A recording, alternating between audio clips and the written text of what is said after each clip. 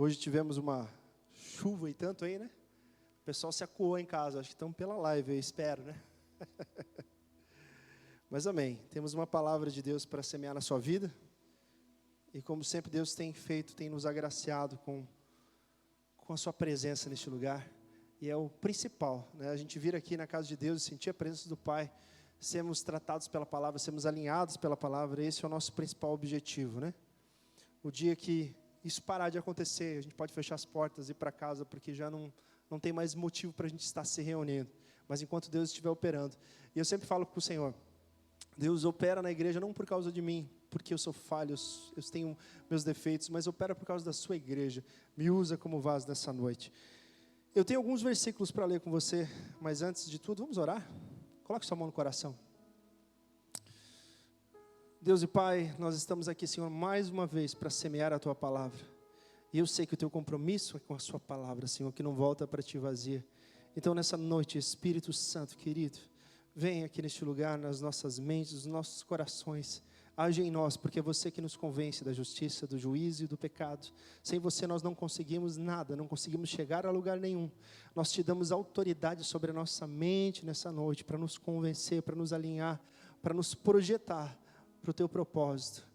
Em nome de Jesus, amém. Gente, eu queria conversar com vocês hoje sobre um assunto. A gente está nessa série, né? Em busca do meu milagre. Porém, Deus quer trabalhar conosco hoje de uma forma um pouco mais a fundo, a respeito de milagres, de bênçãos, mas também de maldições, de como que elas funcionam na vida de um cristão. Tem gente que olha para o Velho Testamento e fala assim, eu acho que o Velho Testamento não tem nada a ver conosco. A graça, Jesus quando veio aboliu o Novo Testamento. Isso é mentira, gente, porque o próprio Jesus falou que passaria o céu e a terra, mas não passariam as palavras dele. Não passaria a lei, nada seria mudado. Ele não mudou nada. Aí, lógico, que você começa a ter uma compreensão melhor. Por exemplo, todas as 613 leis dos judeus, elas foram reduzidas em duas. Amai a Deus sobre todas as coisas e o teu próximo como a ti mesmo. E aí as pessoas falam assim, fácil cumprir. Aí que está. Aí que está. É mais difícil cumprir isso aqui do que as 613 leis. Porque elas estavam estabelecidas num documento que o judeu, até os 12 anos de idade, gravava tudo. A Riane, se ela fosse judia, já saberia de todas as leis, as 603 leis, de cor e salteado. Tinha que saber tudo. Inclusive, eles amarravam 603 nozinhos aqui, para saberem as leis. E, se eles cumprissem aquilo, tinha bênção. Se eles deixassem de cumprir aquilo, tinha maldição. Só que a gente tem que entender o seguinte. Hoje eu estou sem meu celular aqui, ele deu uma estragada e eu estou com o celular emprestado, então vamos ver se eu consigo me acertar aqui. Eu vou mexer o da pastora, que eu acho que eu já estou mais habituado. A Riane me emprestou dela aqui, mas não sei se eu vou saber mexer. Esses adolescentes sabem mexer melhor do que nós. A gente é meio tongão para esses negócios de tecnologia, né? Mas vamos lá, eu queria ler com vocês. Abra sua Bíblia em Deuteronômio 28. Quem está na leitura diária aí? Poucas pessoas, uma pena. Você vai ler isso aqui amanhã, né? Mas Deus já quer falar conosco hoje a respeito disso. E eu te convido, você que não está participando de leitura nenhuma, que você comece a se mover. Bom, deixa a palavra ser ministrada aqui, e eu acho que o próprio Espírito Santo vai te convencer de várias coisas. O que nós mais gostamos, quando a gente vem para a igreja, quando a gente vem para o Senhor, é as bênçãos do Senhor. Nós cantamos hoje as maravilhas do Senhor. É o que mexe no nosso coração. Quando a gente olha para a Bíblia e vê os vencedores, e vê todo o hall da fé, e vê todas as histórias incríveis que Deus fez, a gente fala, nossa, eu quero viver isso na minha vida, eu quero viver esses milagres.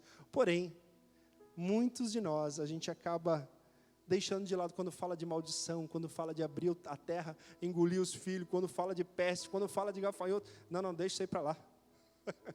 Deixa isso aí para lá. Não quero saber dessas coisas. Porém, você tem que entender que se você não compreender o caráter de Deus, você não vai conseguir sair muito do lugar. E o caráter de Deus está no Velho Testamento. Por que o caráter de Deus está estampado no Velho Testamento e não no Novo Testamento?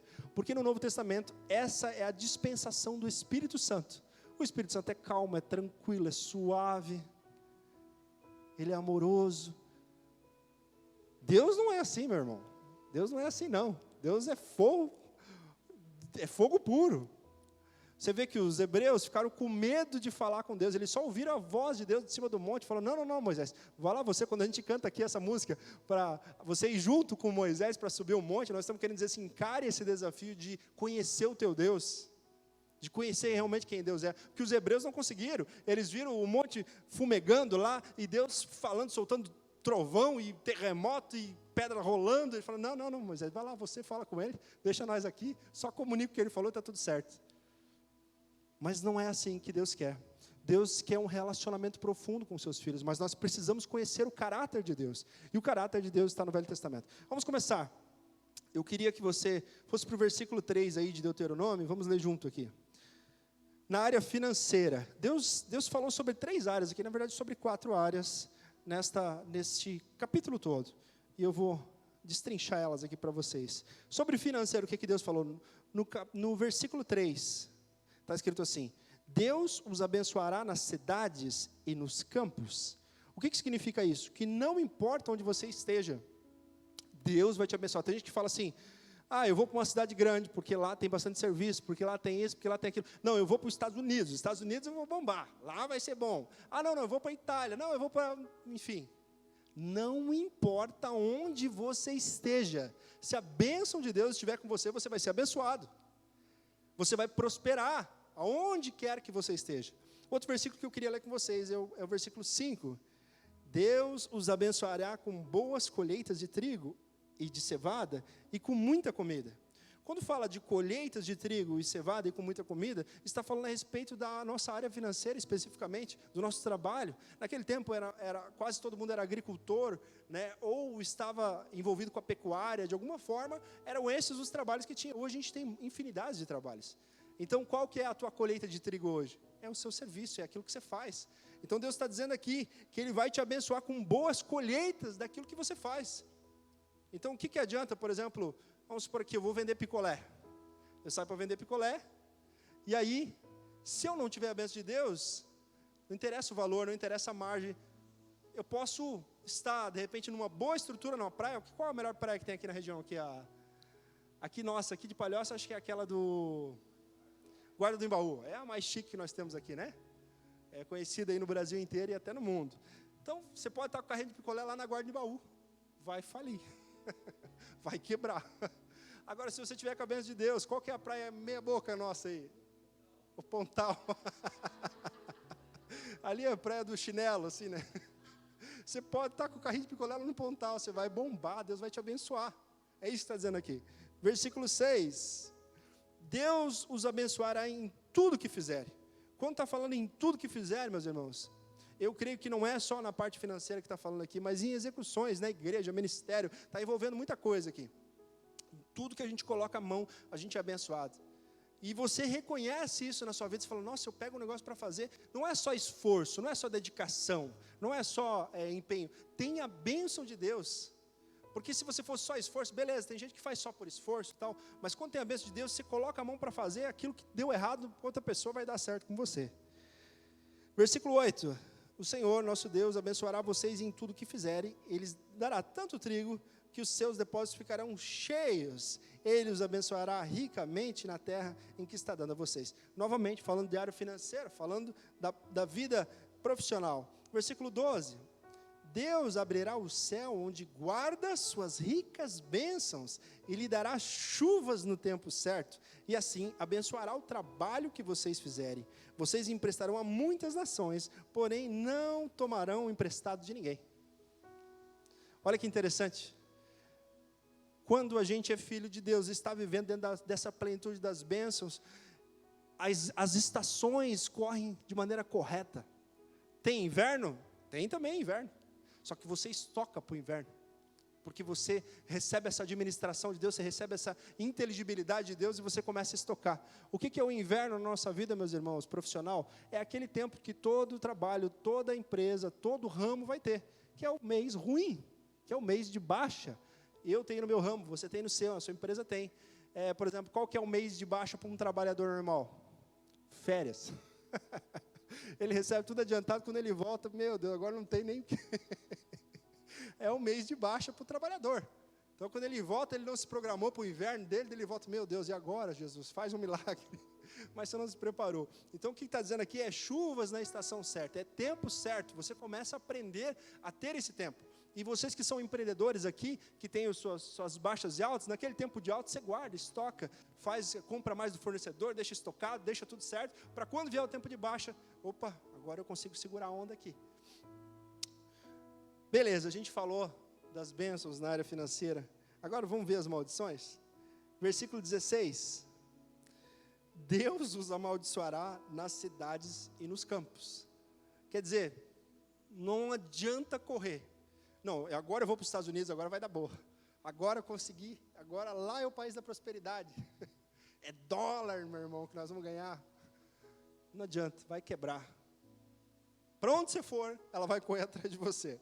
17. Deus os amaldiçoará, dando-lhes pequenas colheitas de trigo e de cevada e pouco alimento. Quer dizer, tem serviço? Tem, mas é pouco. Tem salário? Tem, mas é pouco. É tudo no mínimo, é tudo no... Versículo 19. Deus os amaldiçoará em tudo que fizerem. É aquele irmão, aquela irmã que pega uma coisa na igreja para fazer, não vai. Tenta fazer, não prospera, não consegue, o ministério não anda, as coisas não fazem. Tudo que ele pega para fazer parece que morre. Eu acho que a pastora foi amaldiçoada por Deus na área de cuidar de planta. A Riane brinca com ela. Vocês deram planta para ela de uma vez, a Riane falou assim, mais uma que vai para a morte. Ô Lília, ensina minha esposa a cuidar de planta. Ensina. Vai morrer. Deus precisa tratar o teu coração hoje nessa área. Versículo 23. Não haverá chuva e o chão ficará duro como ferro. Em vez de chuva, o Senhor Deus mandará pó e areia sobre a terra, até que vocês sejam destruídos. Nossa, forte isso, hein? Até que vocês sejam destruídos. Você tenta, foca, não, agora eu vou mudar de emprego, agora vai dar certo. Não, o chão está duro como ferro. Não, agora eu vou empreender de novo, vou abrir uma nova loja, agora é um novo local. Não adianta, o chão está duro como ferro, não adianta. É a maldição do Senhor. Gente, vamos à frente, que Deus ainda tem muita coisa para falar conosco. Ainda nesse capítulo, vamos ver as bênçãos da área espiritual. Versículo 7. Por que eu considero isso aqui da área espiritual? Porque hoje o nosso inimigo não é mais contra a carne, contra o sangue. Então esse versículo vai falar disso. São as hostes espirituais. Então tudo que está no Velho Testamento em relação a isso, você pode transferir para o mundo espiritual. Versículo 7 diz assim, quando os inimigos atacarem, o Senhor Deus os destruirá na presença de vocês. Eles atacarão juntos, em ordem, mas fugirão para todos os lados em desordem. Sabe, às vezes o inferno vem contra você, é preparado algo, mas quando você tem a bênção de Deus, a armadilha pode estar certa, pode estar tudo proclamado, pode fazer pode fazer sacrifício de sangue, pode fazer o que for. O Senhor nos protege, o Senhor faz eles fugirem, eles não conseguem resistir, porque a bênção de Deus está sobre nós. Olha isso aqui que interessante. Versículo 10. Todos os outros povos do mundo verão que vocês pertencem a Deus, o Senhor, e terão medo de vocês. Quando eu estou falando todos os outros povos do mundo, eu estou falando em relação aos demônios. No mundo espiritual, quando você tem a bênção de Deus, os demônios têm medo de nós. Eles têm medo porque eles sabem que nós viramos agente de milagre. Aonde a gente chega, a gente fala a palavra de Deus, a gente proclama e eles são obrigados a sair e Deus transforma a vida de pessoas, porque nós viramos agente de milagre. Mas agora vamos ver as maldições. Precisamos ver elas também. Versículo 25. O Senhor fará com que sejam derrotados pelos inimigos. Vocês atacarão juntos, em ordem, mas fugirão para todos os lados em desordem. Todos os povos do mundo ficarão espantados quando souberem do que aconteceu com vocês. Pensa no mundo espiritual. Agora imagina, você está com aquela dificuldade, com aquele problema, e você fala assim, preciso de oração, preciso que orem por mim, minha filhinha está doente, meu parente está doente, enfim. Aí a gente ora junto aqui, em ordem. Vamos, Senhor, abençoa, mas não dá, não pega, a oração, porque a maldição está sobre a vida da pessoa. E essa maldição faz com que a gente seja derrotado naquela oração. E a oração não pegue, Deus não responda, porque uma coisa é certa, meus irmãos, as orações mais importantes da minha vida não duraram mais de 30 segundos, e foi as orações que mais tiveram eficácia, porque o nosso Deus não demora a responder. Os profetas de Baal ficaram um dia inteiro gritando, berrando, se cortando, se lamentando, e Elias só chegou e falou assim, Deus, eu sei que tu sempre me ouve, Senhor, só estou falando isso aqui por causa do povo aqui, manda fogo do céu agora. O fogo veio e desceu, e lambeu a água, e matou, e comeu o sacrifício, queimou tudo, e transformou tudo, naquele momento. Então o nosso Deus não é muitas palavras, e assim é você ter a atenção dEle, e só vai ter a atenção dEle, se você estiver na bênção dEle. Vamos ver sobre a família, as bênçãos. Versículo 4 diz assim, Deus os abençoará dando muitos filhos. Não sei se isso aqui é uma bênção hoje. Mas amém, naquela época era. Né, Wisla? Mais uns 4 aí, né? Boas colheitas e muitas crias de gado e ovelha. Bom, sobre a família, você tem que imaginar o seguinte também, dentro da época, por que não se falou muito nesse versículo sobre família? Porque naquela época, o senso de honra que os filhos tinham pelo pai era diferente. O pai falava, eles esperavam a bênção do pai, então você tinha um senso de honra muito grande. Hoje em dia, a gente tem muitos problemas, porque a gente criou os nossos filhos de maneira errada. Então, se esse versículo se remetisse a hoje, talvez a gente teria uma infinidade de bênçãos na área familiar, que aqui não estão escritos. Hoje em dia, ter filhos, eu não quero ter muitos filhos, eu quero ter o meu filho bem encaminhado na vida, eu quero que eles tenham uma boa profissão, eu quero que eles prosperem, é isso que a gente imagina para a nossa família. Eu quero que eles tenham saúde. Às vezes eu vejo tragédias acontecendo, né? Puxa, às vezes o pai e a mãe criou o filho até 12, 13, 14, sei lá quantos anos, daqui a pouco acontece uma fatalidade. O que a gente mais quer como pai e mãe é que os nossos filhos morram depois de nós, e não antes. Então, se esse versículo fosse traduzido para hoje, com certeza, ele traria toda essa infinidade aqui. Mas vamos ver agora sobre a maldição, versículo 18. Da mesma maneira como Deus abençoa, Deus os amaldiçoará, dando poucos filhos, colheitas pequenas e poucas crias de gado e de ovelhas. Naquela época, inclusive, quando uma mulher ficava estéril, era uma menção da maldição de Deus. Quer ver um exemplo? Você lembra da esposa de Davi, Micael? Ela fez chacota de Davi porque ele estava dançando na presença do Senhor. E a Bíblia diz que depois disso ela não teve mais filhos, ficou estéril. Então, a esterilidade no Velho Testamento simbolizava a maldição de Deus. Deixa eu falar para você um pouquinho agora de outra área. Essa aqui não tem uma área de bênção nela, e só falou de maldição, porque é óbvio que Deus nos criou para sermos saudáveis. Deus nos criou para a gente viver bem nessa terra. O nosso corpo humano, ele se adapta, ele consegue se arrumar sozinho. Você sabia que um fumante, se ele fumou por aproximadamente, 30 anos, em 10 anos o pulmão dele está regenerado de novo? Porque o nosso corpo se arruma.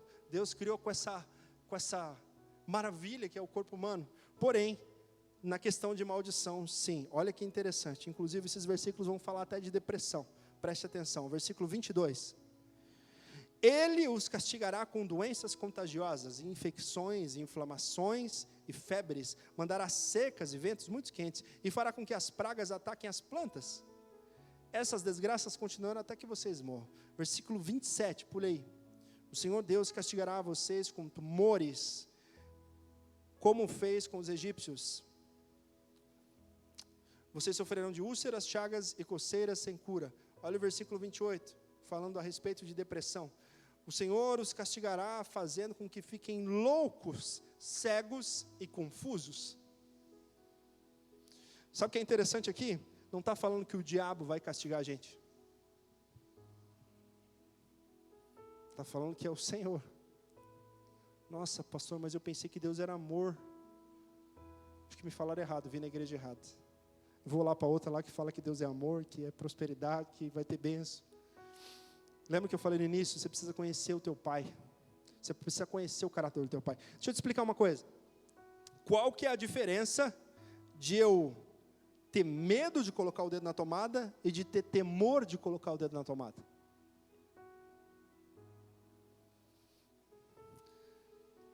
Se eu tiver medo, é porque eu não sei o que vai acontecer. Alguém aqui já botou o dedo na tomada? Eu já. Quando era pequenininho. Sempre tem essas coisas, né? A gente enfia alguma coisa na tomada quando é pequeno. Agora acho que as crianças são mais comportadas, mas na nossa época só não morria porque era misericórdia de Deus. Mas a gente sempre inventava alguma confusão. Mas enfim, eu tenho temor de botar o dedo na tomada porque eu sei que eu vou levar um choque. Eu tenho conhecimento que eu vou levar um choque. Quando a Bíblia fala assim, ó, o temor do Senhor é o princípio da sabedoria, ela está dizendo para você que se você tiver medo, consciente do teu Deus, do teu Pai, que pode se atribuir a respeito, você vai ter, é o início da sabedoria. E o que seria medo, então, pastor? Medo é descontrolado, ele é inconsciente, ele não tem uma razão para se ter. Ah, eu tenho medo do diabo, mas você nunca viu o diabo? Lógico que se eu visse eu ia ter medo também.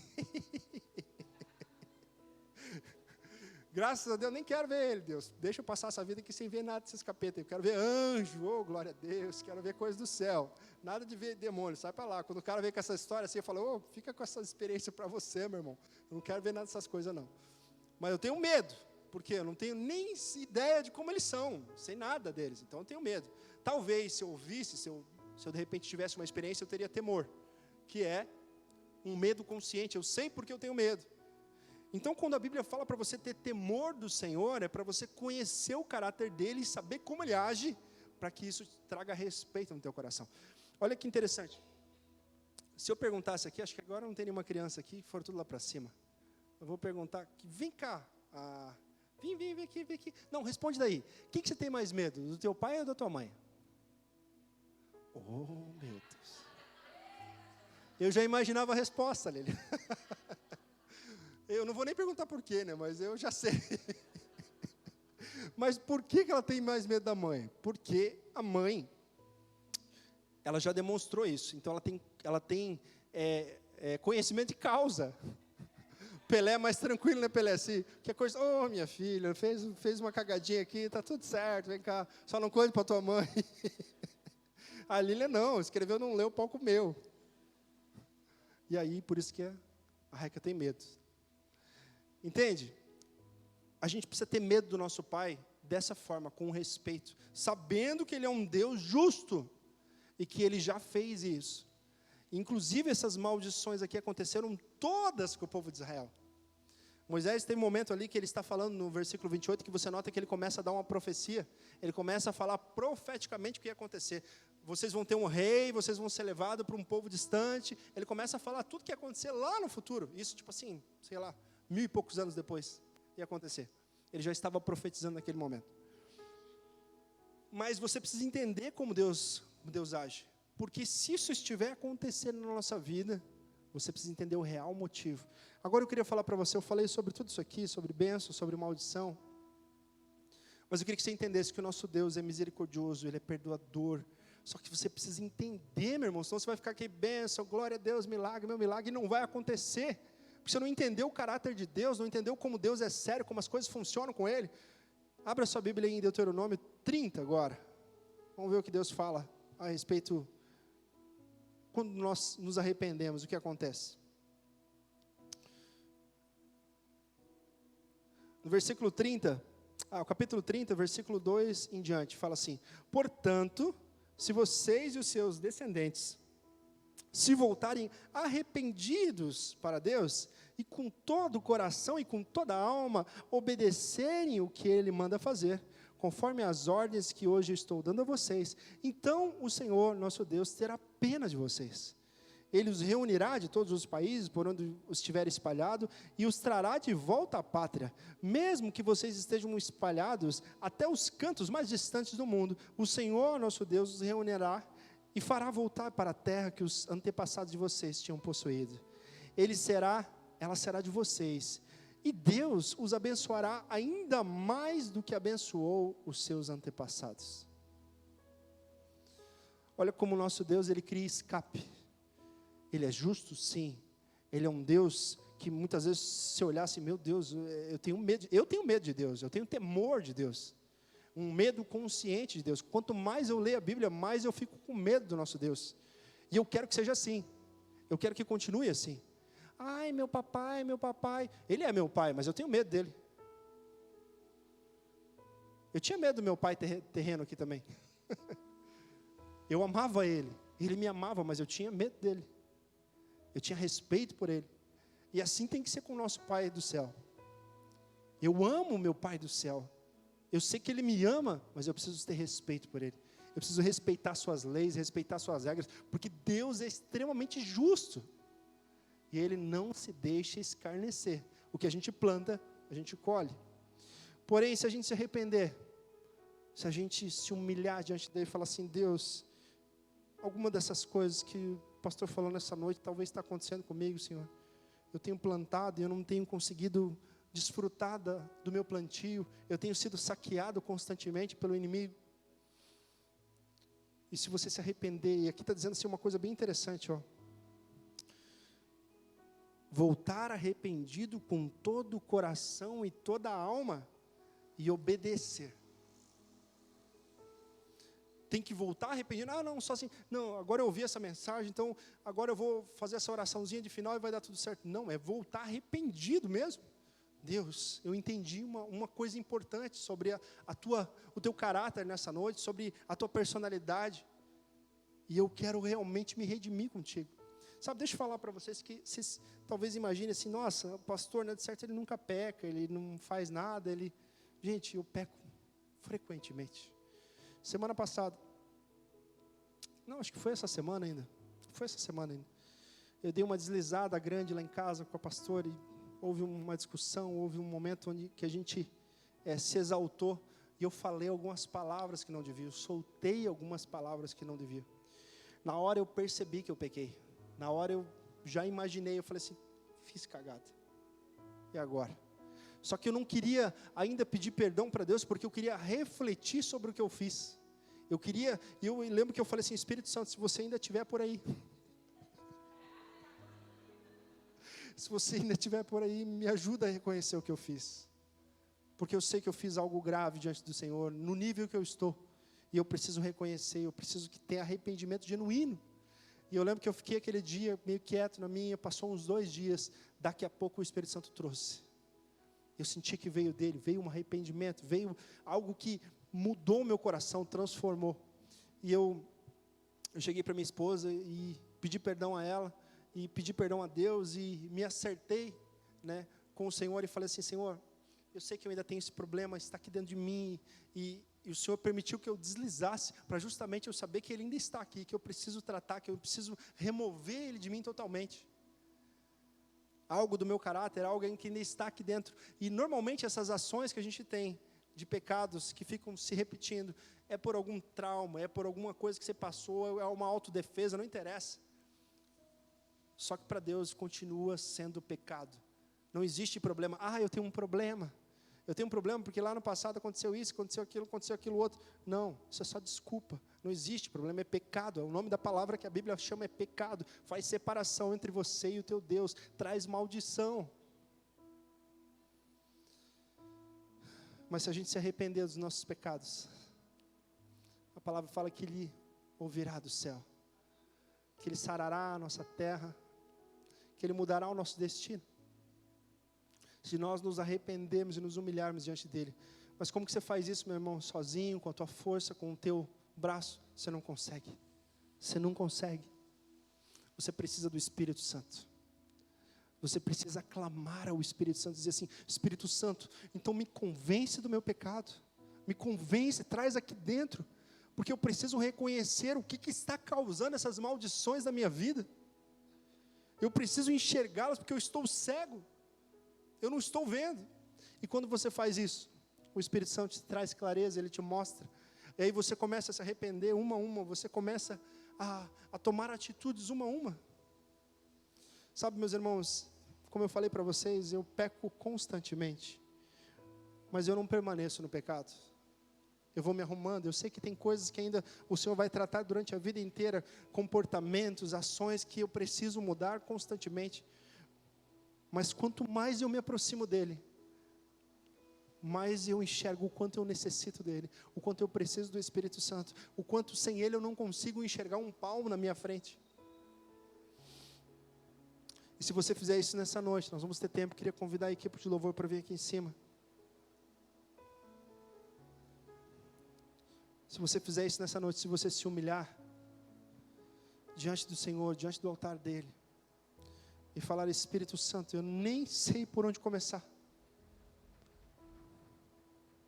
eu nem sei aonde está, eu não consigo nem ver, Ele vai te mostrar, Ele vai trazer um arrependimento genuíno, você vai conseguir se consertar com o teu Deus, e você vai conseguir viver essas bênçãos todas que estão aqui.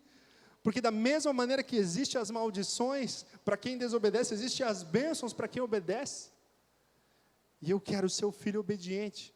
Sabe, Jesus falou o seguinte, Ele falou assim: quem ganhar a vida aqui na terra vai perder, mas quem perder a sua vida por amor a mim vai ganhar. Como que eu perco a vida por amor a dele? Por amor a Ele? Eu obedeço as regras dEle, os conceitos dEle. Eu não vivo mais segundo os meus conceitos. Ah, pastor, mas isso daí não tem nada a ver. Se para Ele tem a ver, importa sim, eu tenho que mudar. Se o Espírito Santo te mostrar, eu tenho que mudar. E como que eu tenho que mudar? Quando Ele me mostrar. Eu não tenho que sair mudando a minha vida inteira. Então eu vou sair futricando aqui, mudando. Você tem que pedir para Ele: Espírito Santo, me mostre, porque quando Ele te mostra, Ele te convence. Ele mostra a justiça, mostra o juízo, mostra o pecado. E aí você vai lembrar dessas palavras essa noite e vai dizer assim: Senhor, está aqui o erro.